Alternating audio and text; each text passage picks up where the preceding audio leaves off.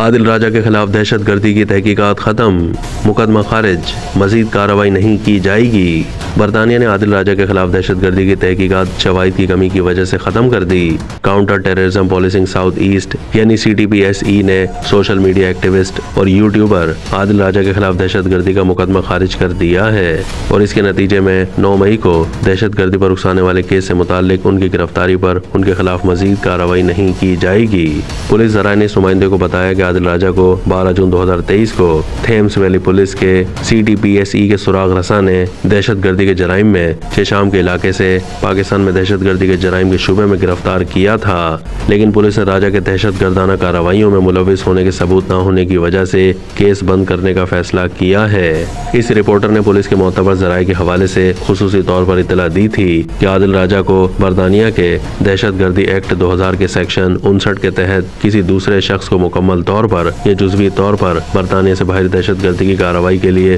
اکسانے کے شعبے میں گرفتار کیا گیا تھا۔ انہی ذرائع نے تصدیق کی ہے کہ عادل راجہ کو برطانیہ سے باہر کام کرنے کے لیے ایک غیر برطانوی شخص کو اکسانے کے جرم میں گرفتار کیا گیا تھا۔ پولیس نے پہلے بتایا تھا کہ عادل راجہ کو گزشتہ سال 9 مئی کو پاکستان میں دہشت گردی پر اکسانے کے شعبے میں گرفتار کیا گیا تھا، جب سابق وزیر اعظم عمران خان کی گرفتاری کے بعد پرتشدد فسادات پھوٹ پڑے تھے اور کئی فوجی تنصیبات پر حملے ہوئے تھے۔